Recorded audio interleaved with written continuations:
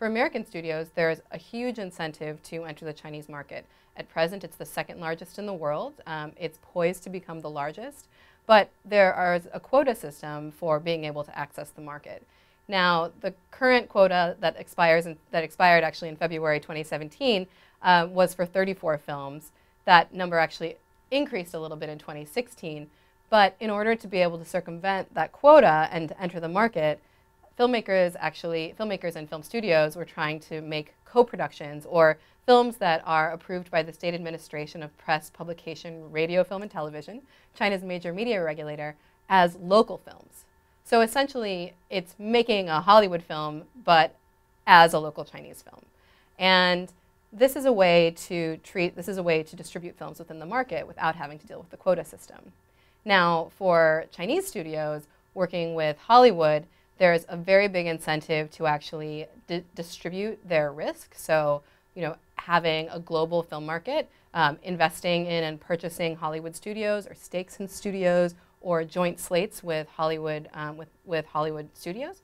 And this is a really wonderful opportunity for Chinese filmmakers to both have technology transfer opportunities as well as to expand their influence more globally.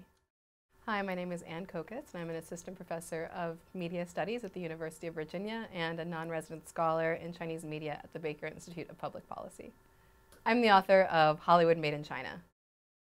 Co-production has different definitions in the United States and China. In the United States, frequently it's equivalent to co-financing, so multiple parties actually sharing the financial cost of making a film. Whereas in China, it's actually a regulatory definition. So the State Administration of Press, Publication, Radio, Film, and Television, otherwise known as SAFT, or China's major media regulator, is actually able to oversee the production of the film from start to finish. Now, this includes the pre-production phase, even looking at treatments, visiting the set, all the way to the distribution phase, so having final cut approval of films that are distributed. Now, obviously, this is a lot of involvement by Chinese regulators. At the same time, it ensures, or it helps to facilitate the opportunity to enter the market because there aren't surprises at the end in the distribution phase, which frequently happens for imported films. When you go through the co-production process, there's a much greater likelihood that a film will actually be able to be distributed in China. Now, there are problems with this. There needs to be a certain percentage of funding from Chinese sources. There need to be a certain percentage of Chinese actors that are on screen. So some projects actually start as co-productions and then end as imported films. And this is a term that I call in my book a faux production. Now, this is a really interesting concept because what it ultimately means is that the Chinese government is actually having its regulatory imprint on the production process, but the film doesn't even get treated as a local film. There are a range of levels of success within the co-production process. So on the very most positive side, we have something like Kung Fu Panda 3, which was the initial Kung Fu Panda film wasn't a co-production, but it was very popular in China. And actually, as a result of that, DreamWorks Animation established a subsidiary in China called Oriental DreamWorks. And Oriental DreamWorks was the co-production partner for Kung Fu Panda 3. Now, that film was released. It was quite successful financially in the US and in China, as well as globally. And there was a really kind of creative approach to the collaborative process. There were screenwriters in Glendale and in Shanghai who were working together to make sure that the humor worked on both sides. So it really did quite well and innovated the process. Now, we can also look at something like Transformers 4, which was a faux production. And Transformers 4 is really interesting in the sense that it has several themes which suggest Chinese government intervention. So there is a lot of US police brutality, for example. The Chinese Minister of Defense is really the only competent government official in the entire movie. And the film was released right before July 1st. And in China, this kind of major day, typically of protests and also marking Hong Kong's return to mainland China.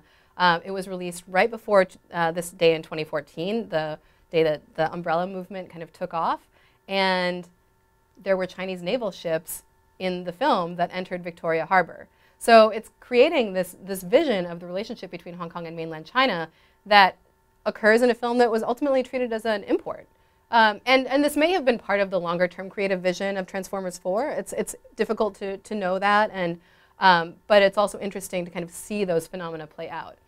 So one of the things that I think is really important, and something that I try to really assert in my book, is that this is about much more than filmmaking. And in some ways, films are just kind of the most visible tip of the iceberg. What we're really seeing is this greater industrial integration between the US and Chinese entertainment industries. And we can see that through things like the opening of Shanghai Disney Resort, of the opening of Oriental DreamWorks, and the major real estate investment, the Shanghai Dream Center, which is hosting it. That's part of the development of the Shanghai Municipal Government Development Plan. We're also seeing things like joint slate agreements, where film companies are making multiple films together between China and the US, which may look like they're Chinese or they may look like they're American. And so there's this kind of, the politics of influence are really becoming much more complex.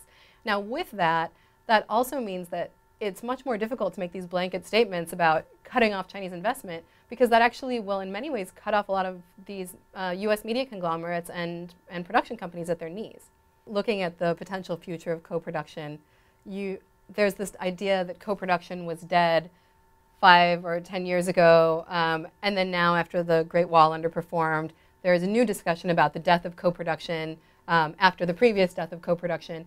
Yet over this entire time, the industries have become more and more integrated. And I think what we'll see is just new deal structures happening, and it won't always be a traditional Sino-US film co-production. I think there's actually a lot more future for things like slate collaborations, and frankly, like the ancillary markets, merchandising, theme parks, and leveraging IP that Chinese audiences are now more familiar with is really the direction that the industry goes. And one of the reasons why film is not in the title of my book is because it's really about this kind of larger integrated media and marketing industry, much more than just about making movies.